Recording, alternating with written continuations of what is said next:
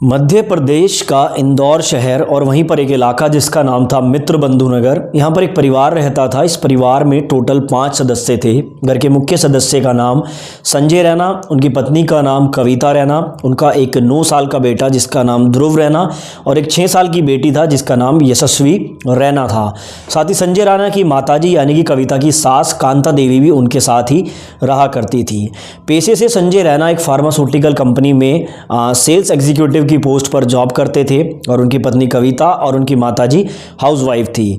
संजय रैना के दोनों बच्चे स्कूल जाते थे और इसीलिए जो कविता है उसका डेली का रूटीन था कि सुबह 7:30 बजे अपनी 6 साल की बेटी को स्कूटी पर बैठाकर घर के पास के ही बस स्टॉप तक छोड़ के आती थी। वहां से वो स्कूल बस लेके स्कूल जाती थी और दोपहर को 1:30 बजे वो अपनी स्कूटी से अपनी बेटी को लेने के लिए बस स्टॉप पर जाया करती थी।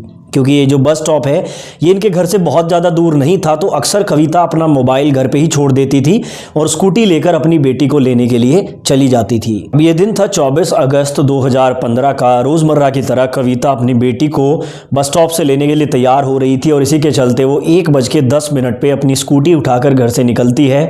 और आज भी जो कविता है वो अपना मोबाइल साथ में लेकर नहीं गई थी। अब वो अपनी बेटी को लेने के लिए जाती है, लेकिन उससे पहले उसे नज़दीक के ही इमली चौक के एक बुटीक से अपने कपड़े लेकर आने थे। तो वो सोचती है कि पहले बुटीक पे चली जाऊंगी, फिर आते हुए अपनी बेटी को पिक करके घर आ जाऊंगी। अब इसी के चलते वो बुटीक पर चली जाती है। 1:30 बज जाते हैं। कविता की बेटी बस स्टॉप पर अपनी स्कूल बस से उतर जाती है। अब यहाँ पर कविता की नज़दीक की एक महिला भी वहाँ पर होती है जो अपने बच्चों को पिक करने गई थी। वो देखती है कि कविता की बेटी यहाँ पर अकेली खड़ी हुई है, तो वो उसको अपने साथ लेकर घर आ जाती है और कविता के घर पर छोड़ देती है।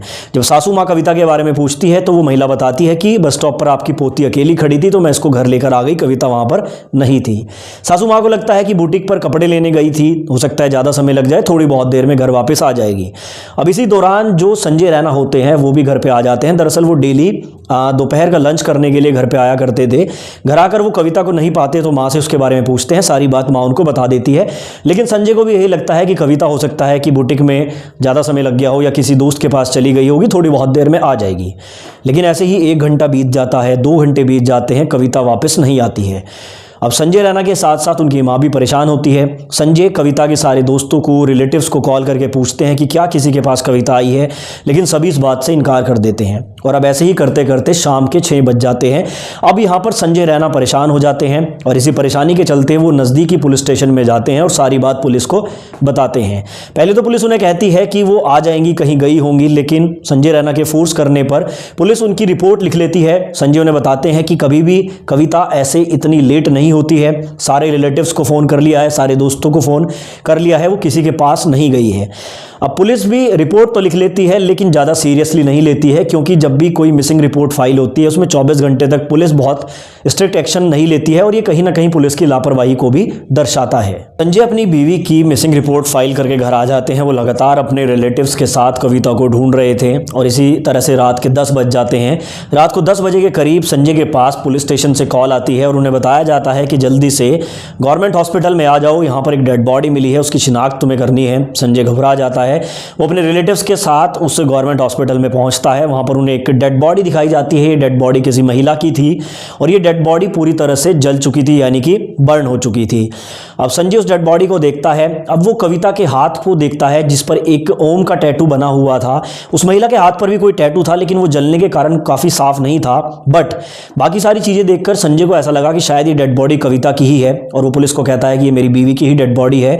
सारे परिवार वाले यहाँ पर फूट फूट कर रोने लगते हैं। पुलिस उन्हें कहती है कि अब इस बॉडी का पोस्टमार्टम होगा, कागजी कार्रवाई पूरी होगी, कल सुबह आकर तुम ये डेड बॉडी ले जाना, बाकी उसके बाद इस केस की तफ्तीश शुरू होगी। संजय और उसके रिलेटिव्स घर आ जाते हैं। पूरे घर में मातम पसर जाता है। अगले दिन सुबह डेड बॉडी को लेने के लिए जाते हैं। अब डेड बॉडी के साथ में जो सामान मिलता है वो संजय रैना को दिया जाता है, लेकिन उस सामान को देखकर संजय पुलिस को कहता है कि ये सामान तो मेरी बीवी का नहीं है, जैसे मंगलसूत्र, हाथ में कुछ चूड़ी और कंगन वगैरह थे।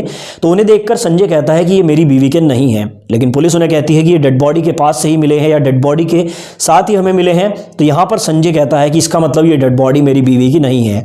अब उस डेड बॉडी को दोबारा से संजय को दिखाया जाता है। वो ध्यान से अपनी अपनी बीवी का टैटू देखता है तो उसको मालूम चलता है कि संजय की वाइफ के राइट हैंड पे टैटू था, बल्कि उस महिला की लेफ्ट हैंड पे टैटू था, यानी कि ये डेड बॉडी कविता की नहीं थी। और यहाँ से संजय की जान में जान आती है। वो पुलिस को कहता है कि ये उसकी बीवी नहीं है, ये किसी और की डेड बॉडी है। और उसके बाद पुलिस संजय और उसके रिलेटिव्स को घर भेज देती है। अब अगले दिन यानी कि 25 अगस्त 2015 को संजय अपनी बीवी की फोटो लगवाकर बहुत सारे पोस्टर्स प्रिंट कराता है, जिस पर वो 25,000 का इनाम भी रखता है। यानी कि कोई भी अगर कविता की ढूंढने में मदद करेगा या कविता के बारे में संजय को बताएगा तो वो 25,000 का इनाम उसको देगा। ये जितने भी पोस्टर हैं ये नज़दीक के सारे इलाकों में चिपका दिए जाते हैं, ऑटो रिक्शा के पीछे, रेलवे स्टेशन के आसपास, और पुलिस को भी ये दे दिए जाते हैं। पुलिस भी अपने एंड से इनको सर्कुलेट कर देती है। साथ ही संजय के जो रिलेटिव होते हैं वो फेसबुक पर, व्हाट्सएप पर, सभी जगह इसको पूरी तरह से वायरल कर देते हैं कि अगर कोई भी कविता को कहीं देखता है, पाता है, तो वो उन्हें इस बात की अपडेट दे। और 25 तारीख का ये पूरा दिन ऐसे ही बीत जाता है। अब दिन आ जाता है 26 अगस्त 2015 का। सुबह के तकरीबन 11 बजे हुए थे। कविता के घर के पास से ही एक नाला बहता था। उसी नाले के पुल के नीचे कुछ लोग देखते हैं कि दो बड़े बड़े बोरी पड़ी हुई है, और वो इसकी जो खबर है वो पुलिस को देते हैं। उन्हें कुछ संदिग्ध इस बोरी में लग रहा था। पुलिस वहां पर आती है और पुलिस जैसे ही उन बोरी को खोलकर देखती है तो उसमें से किसी महिला के कटे हुए बॉडी पार्ट्स मिलते हैं। यानी कि उस महिला के सिर को, उसके हाथों को, पैरों को काटकर उन 2 बोरियों में वहां पर फेंका गया था। पुलिस उन्हें कलेक्ट करती है, नज़दीकी पोस्टमार्टम हाउस में उन्हें ले जाया जाता है, अरेंज किया जाता है। और उसके बाद पुलिस फिर से संजय रैना को कॉल करती है।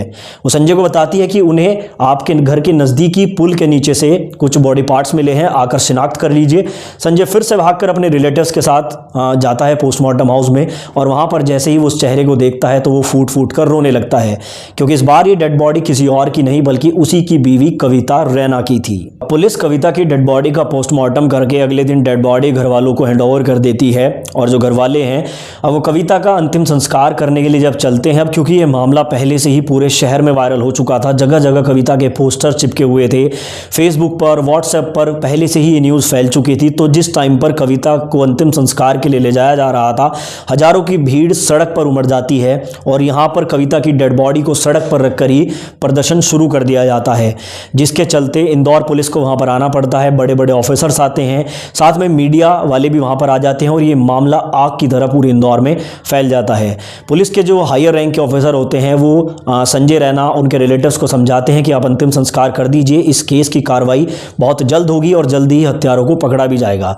और ऐसे करके जो कविता है उसका अंतिम संस्कार किया जाता है। अब क्योंकि यहाँ पर मीडिया का, पब्लिक का बहुत ज़्यादा प्रेशर था, तो इस केस को सॉल्व करने के लिए केस क्राइम ब्रांच को हैंडओवर कर दिया जाता है और क्राइम ब्रांच अपनी इन्वेस्टिगेशन स्टार्ट करती है। इस इन्वेस्टिगेशन में सबसे पहले संजय रैना और उनकी माता कांता देवी को कल्प्रिट मानकर उनसे पूछताछ की जाती है। अब क्राइम ब्रांच वाले संजय और उनकी माता जी से बहुत स्ट्रिक्टली पूछताछ कर रही थी, जिसके चलते वो परेशान हो जाते हैं और परेशान होकर वो एक दिन मीडिया के सामने आकर कहते हैं कि पुलिस यहाँ पर असली अपराधियों को पकड़ने के बजाय कविता के पति संजय और उनकी सास को ही परेशान कर रही है। अब मीडिया जैसे ही इन खबरों को अखबार में प्रिंट करती है, ये न्यूज़ चैनल पे चलती है, तो इंदौर के लोग फिर से भड़क जाते हैं। फिर से इस बात को लेकर हंगामा हो जाता है कि पुलिस असली अपराधियों को पकड़ने के बजाय कविता के परिवार वालों को ही परेशान कर रही है, जिसके चलते पुलिस समझ जाती है कि जल्द से जल्द इस केस को सॉल्व करना पड़ेगा और असली अपराधियों तक हमें पहुंचना पड़ेगा, क्योंकि संजय और उनकी माता जी यहाँ पर अपराधी नहीं हैं। अब लोगों के और मीडिया के प्रेशर के चलते यहाँ पर जो इंदौर पुलिस होती है वो 120 पुलिस वालों की 4 टीमें बनाती है, यानी कि एक टीम में 30 पुलिस वालों को रखा जाता है। पहली टीम का काम था कि जितने भी सीसीटीवी कैमरे उस एरिया में मौजूद हैं उनकी फुटेज लेकर उनको अच्छे से देखना और वहां से अगर कोई एविडेंस मिलता है तो उसको निकालना। दूसरी टीम का काम था कि जितनी भी यहाँ पर एविडेंस मिले थे, यानी कि जो फॉरेंसिक के लोग थे, उनके साथ मिलकर काम करना और फॉरेंसिक जांच के जरिए एविडेंस जुटाना। तीसरी टीम का काम था कि जो पूरा सीन है उसको रिक्रिएट करना और जहां भी लूप होल है उसको फिल करके अपराधियों को ढूंढना। और चौथी टीम का काम था कि जो भी यहां पर शक के दायरे में है उसे पकड़कर उससे इंटेरोगेट करना। ये 120 पुलिस वाले रात दिन इस केस पर काम कर रहे थे और यहां पर पुलिस को मालूम चलता है कि 24 अगस्त 2015 को जो कविता है वो अपनी बेटी को लेने जाने से पहले एक बुटीक पर कपड़े लेने के लिए गई थी। अब उस बुटीक का पता लगाया जाता है जो नजदीक के ही इमली चौक पर मौजूद था। उस बुटीक को चलाने वाला व्यक्ति होता है जिसका नाम महेश बैरागी होता है और उसकी पत्नी मीना बैरागी होती है। पुलिस सबसे पहले इन दोनों को उठाती है और इनसे कंफर्म करती है है कि क्या कविता उस दिन तुम्हारे पास कपड़े लेने आई थी, जिस पर मालूम चलता है कि कविता जो है उस बुटीक पर अपने कपड़े लेने गई थी। अब ये जो महेश बैरागी और साथ में उसकी पत्नी मीना बैरागी है, इनका ट्रैक रिकॉर्ड निकाला जाता है तो पुलिस को मालूम चलता है कि महेश नाम का ये जो व्यक्ति है ये 2013-14 में जेल में रह चुका है और लड़ाई झगड़ा, लोगों को धमकी देना, साथ ही अडल्ट मूवीज़ की सीडी सेल करने में भी इसको सजा हुई थी। यानी कि पुलिस को पहला क्लू मिल गया था। पुलिस की नज़र में जो महेश बैरागी है अब वो पहला सस्पेक्ट बन चुका था। महेश बैरागी से पूछताछ में पुलिस को मालूम चलता है कि महेश बैरागी ने अपने बुटीक के बराबर में ही साड़ियों की एक दुकान खोली थी, जिसकी ओपनिंग उसने 20 अगस्त को की थी।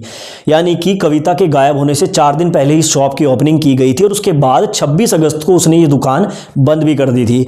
पुलिस ने जब उससे पूछा कि तुमने ये दुकान केवल 6 दिन चलाई, ऐसा क्यों, तो महेश के पास इसका कोई जवाब नहीं था, जिससे महेश यहां पर शक के घेरे में आ रहा था। और इसी दौरान कविता की पोस्टमार्टम रिपोर्ट भी आ जाती है, जिसमें मालूम चलता है कि पहले तो कविता के सिर पर एक भारी रोड से हमला किया गया था, जिससे वो बेहोश हो गई थी और उसके सिर में बहुत गहरी चोट भी आई थी। उसके बाद उससे संबंध बनाए गए थे और उसके बाद उसके शरीर को 6 टुकड़ों में काटकर अलग अलग जगह पर फेंका गया था। अब पुलिस का जो पूरा शक है वो महेश बैरागी की तरफ था, क्योंकि एक तो इसका पास्ट रिकॉर्ड भी काफी खराब था, दूसरा इसने अपनी दुकान को 6 दिन चलाकर ही बंद क्यों किया था। लेकिन पुलिस को यहां पर महेश बैरागी से पूछताछ करने पर भी कोई एविडेंस नहीं मिलता है और मजबूरी में पुलिस को महेश बैरागी को छोड़ देना पड़ता है। अब पुलिस यहां पर डिसाइड करती है कि इस पूरे इलाके में, यानी कि पुलिस 5 किलोमीटर की रेडियस तैयार करती है और इस रेडियस में उस दिन जितने भी फोन कॉल्स किए गए थे उनका रिकॉर्ड निकलवाया जाता है। 100 से ज्यादा पुलिस वाले इन फोन कॉल्स को छांटने में बैठ जाते हैं और यहां से तकरीबन 1000 कॉल्स को ऐसे अलग किया जाता है जिन पर पुलिस को शक था। और इन 1000 कॉल्स की जब छानबीन की जाती है उसके बावजूद भी पुलिस के हाथ कुछ भी एविडेंस नहीं लगता है। यानी कि यहां पर पुलिस को अभी तक कोई क्लू नहीं मिल पा रहा था कि कविता की हत्या आखिर किसने की है। अब दिन आ जाता है 30 अगस्त 2015 का। पुलिस के पास एक कॉल आती है जिसमें उसे बताया जाता है कि एक लावारिस स्कूटी पिछले 6-7 दिनों से एक बस स्टैंड की पार्किंग में खड़ी हुई है। पुलिस तुरंत वहां पर जाती है, उस स्कूटी को देखती है, उसका रजिस्ट्रेशन नंबर से पता लगाया जाता है तो वो स्कूटी किसी और की नहीं बल्कि कविता रैना की ही थी। अब वहां पर जब चेकिंग की जाती है और जो वहां पे गार्ड होता है उससे पूछा जाता है कि ये स्कूटी पार्क करके कौन गया था, तो गार्ड कहता है कि हाँ, तो हजारों लोग अपने व्हीकल पार्क करते हैं, मुझे नहीं पता। लेकिन जब उस गार्ड को महेश बैरागी की फोटो दिखाई जाती है और उससे पूछा जाता है कि क्या ये व्यक्ति इस स्कूटी को यहाँ पर पार्क करके गया था, तो वो तुरंत उसको पहचान लेता है। अब पुलिस को पहले तो डाउट जाता है कि एक गार्ड ने हजारों लोगों में से एक व्यक्ति को कैसे पहचाना।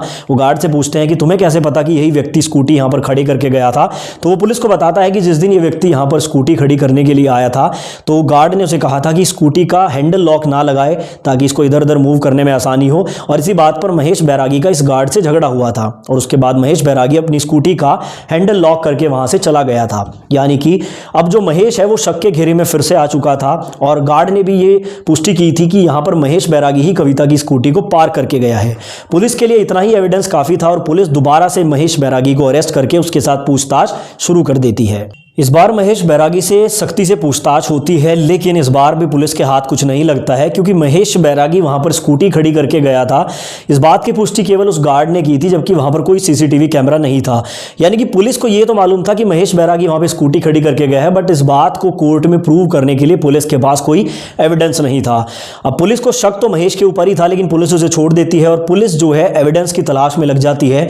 उस एरिया में जितने भी सब्जी वाले होते हैं, जितने भी दूध वाले होते हैं, पेट्रोल पंप होता है जहां पर कविता स्कूटी में तेल डलवाया करती थी, ऐसे करके पुलिस टोटल 177 लोगों से इंटेरोगेशन करती है कि कहीं से कोई एविडेंस मिल जाए, लेकिन पुलिस के हाथ कोई भी एविडेंस नहीं लगता है। पुलिस उस रोड पर लगे सीसीटीवी कैमरों की जांच भी करती है जिसमें कविता और महेश एक साथ नहीं दिखते हैं। हालांकि महेश वहां पर उन सीसीटीवी कैमरों में कई बार दिखाई देता है, कविता भी वहां पर दिखाई दी, लेकिन वो दोनों साथ में दिखाई नहीं दिए।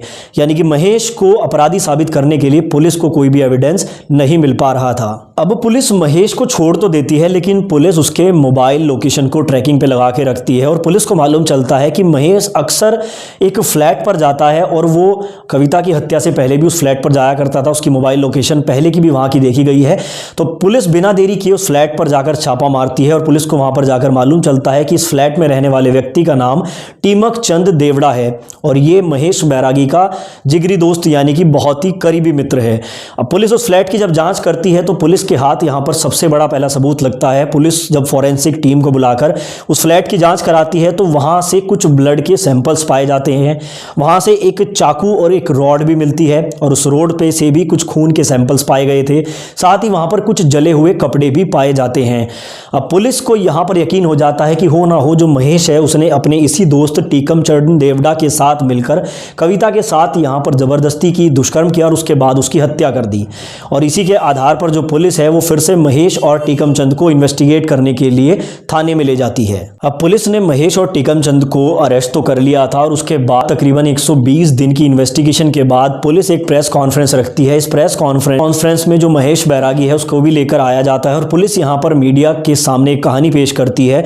वो मीडिया को बताती है कि 24 अगस्त को कविता रैना अपने घर से 1:10 पर निकली थी। सबसे पहले वो महेश बैरागी की बुटीक पर अपने कपड़े लेने के लिए गई थी। क्योंकि कविता अक्सर वहां पर जाया करती थी तो महेश बैरागी का इस पर गलत नज़र थी और वो किसी भी तरह से इसे कब्जे में लेना चाहता था।